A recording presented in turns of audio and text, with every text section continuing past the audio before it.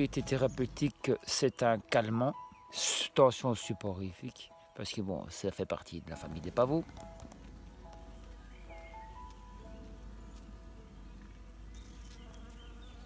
L'abeille vient d'aller chercher du pollen sur le coquelicot. On trouve sur le long de sentiers, des terrains récemment utilisés du coquelicot sont les pétales et les capsules vides de graines. Coquelicot. Une plante qu'on récolte en pleine floraison.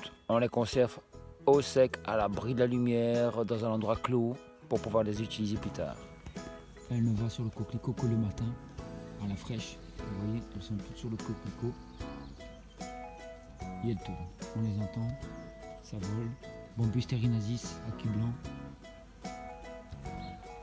Si l'abeille va dessus, c'est qu'elle a un intérêt. Prendre cette plante, on laisse macérer ses pétales quelques minutes dans un café de pétales séchés et broyés 2 fois par jour et une petite cuillère à café pour les enfants. Une demi-heure avant d'aller se coucher, c'est spécial pour les insomnies et les toux de nocturne. Pour en faire un sirop, un demi-litre d'eau avec 800 g de sucre, on en fait un sirop et on ajoute la composition dans le sirop. Laisse macérer pendant 10 minutes. 2 cuillères à café, 2 cuillères à soupe de pétales de coquelicot quinteuse et l'excitation contre l'anxiété. Contre les insomnies, c'est à prendre 1 à 2 cuillères, on va dire une demi-heure avant d'aller se coucher. L'usage externe, on peut l'utiliser en infusion sans la boire. On fait une infusion, on laisse 4 heures les pétales macérés dans de l'eau et après on récupère ce jus. Et ce jus, on l'utilise pour le teint, principalement. C'est une plante qui adoucit les toux. C'est une plante adoucissante, on dit ça. Il y a 2 coquelicots, 2 espèces. Une espèce, un hybridé. Comme vous le voyez, les abeilles sont sous le coquelicot.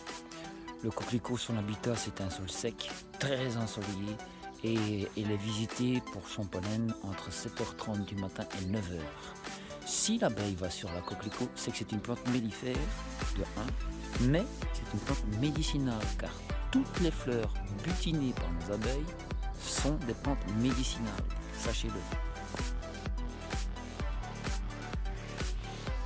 Allez, cette fois-ci une facile parce que bon, l'autre était un peu tiré par les cheveux, pour ceux qui ne sont pas botanistes ou chercheurs ou tout ce que tu veux.